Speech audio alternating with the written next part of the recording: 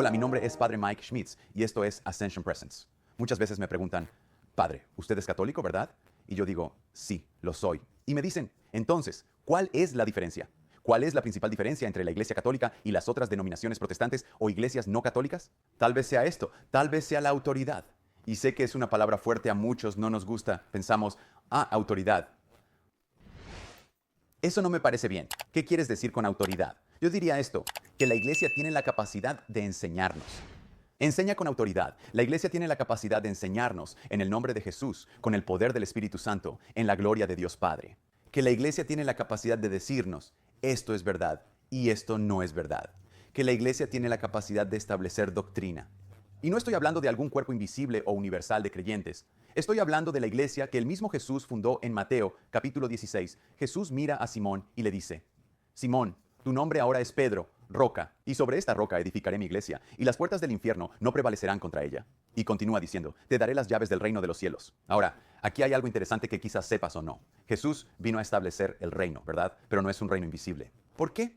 Porque podemos ver que Jesús, como el rey, establece el reino. Pero cuando le dice a Pedro, bueno, a Simón, ahora Pedro le dice, te daré las llaves del reino, etcétera, etcétera. Están haciendo referencia a Isaías, el libro del profeta Isaías. Y en Isaías hay un rol en el reino. Está el rey, obviamente, pero también está el primer ministro, el que es el supervisor. Y cuando el rey no está, esta persona está a cargo. Esta persona tiene la autoridad del rey. Eso está en Isaías capítulo 22 y es casi palabra por palabra lo que Jesús le da a Pedro, las llaves del reino de los cielos. Le da a la iglesia una estructura visible y una jerarquía real y le dice, ahora puedes enseñar en mi nombre. El Espíritu Santo te guiará a toda la verdad para que puedas enseñar en mi nombre. Y esto es exactamente lo que sucede. En los Hechos de los Apóstoles capítulo 15 hay una gran crisis. Y la crisis es que los apóstoles habían estado evangelizando a los judíos. Básicamente todos eran judíos.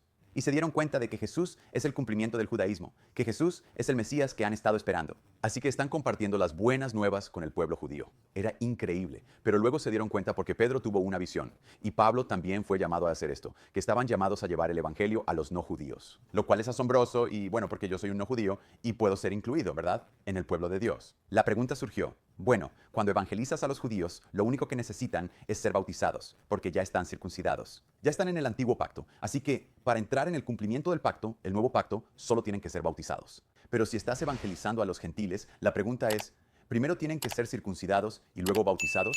¿O pueden simplemente ser bautizados? Ahora, puedes ver al menos dos razones por las cuales esta sería una pregunta muy importante.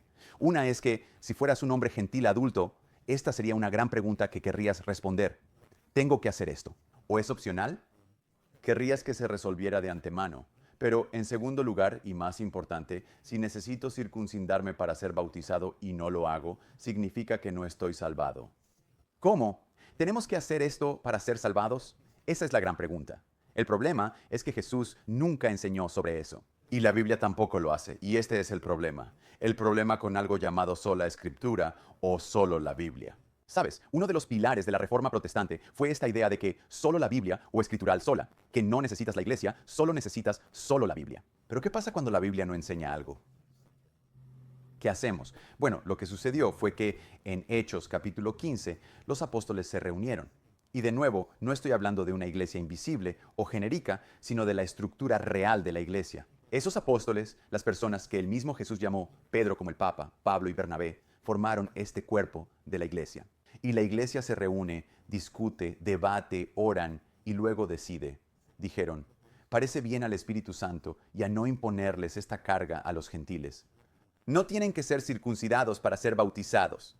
Y en ese momento podemos ver en la Biblia que la iglesia, de nuevo, la iglesia visible, la estructura de la iglesia, el gobierno de la iglesia, tiene la capacidad de enseñar, y no solo de enseñar, sino de enseñar de manera definitiva, no meramente opcional. Y si estudias historia, verás que no es la única vez. De hecho, la iglesia tiene que hacer esto una y otra vez, porque la gente toma el Antiguo Testamento y toma las escrituras del Nuevo Testamento, que también nos dio la iglesia. Por cierto, hay otro video sobre eso, y dicen, bueno, he llegado a la conclusión de que Jesús no es realmente Dios. Quiero decir, claramente es Dios.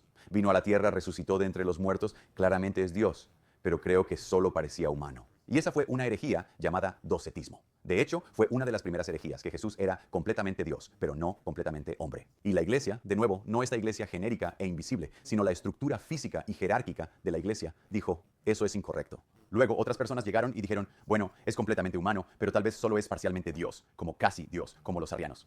Y la iglesia se reunió en el concilio de Nicea 325 y dijo, no, Jesús es completamente Dios y completamente hombre. Dos naturalezas, humana y divina, en una persona divina. Ahora, todo cristiano en el mundo cree eso. ¿Por qué? Porque de alguna manera, lo admitan o no, cada cristiano en el mundo cree que la Iglesia Católica tiene la autoridad para enseñar. Todo cristiano que cree en la Trinidad, que Dios es Padre, Hijo y Espíritu Santo, coiguales, coeternos, que ninguno es mayor que el otro, cree eso por la autoridad de la Iglesia Católica.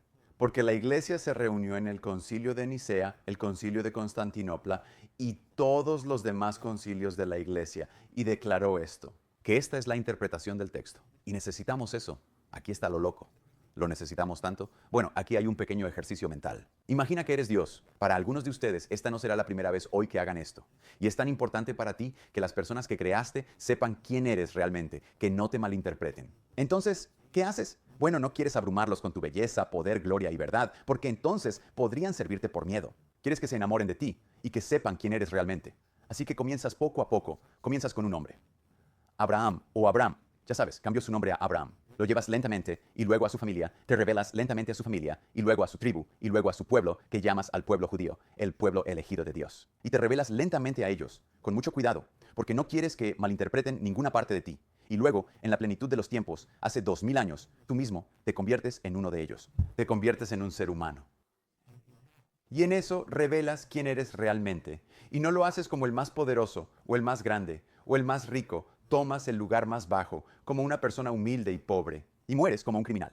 Te dejas abrumar por el sufrimiento y la muerte. ¿Por qué?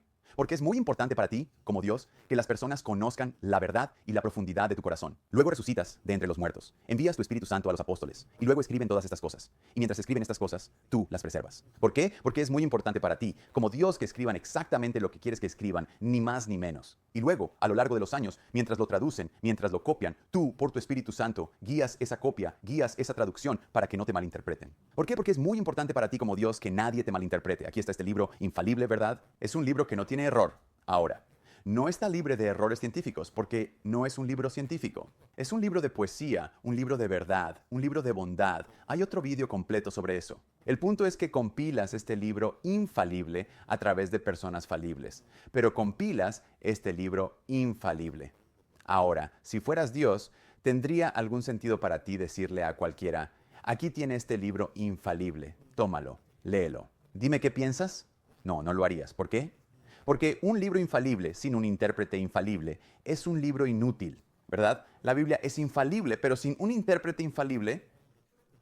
Es por eso que tienes más de 30,000 denominaciones cristianas en los Estados Unidos. Porque ya sabes, alguien lo toma y dice, oh, esto es lo que pienso. Alguien más lo toma y dice, no, no, no, esto es lo que pienso. Esa es una de las razones por las que G.K. Chesterton, en su tiempo, siendo católico, dijo, no necesito una iglesia que me diga cuando tengo razón, necesito una iglesia que me diga cuando estoy equivocado. Así que, si preguntas, ¿cuál es la gran diferencia entre la Iglesia Católica y todas las demás denominaciones cristianas no católicas? Yo diría que, en el fondo, creo que se reduce a esto, la autoridad. De parte de todos nosotros aquí en Ascension Presence, mi nombre es Padre Mike. Que Dios los bendiga.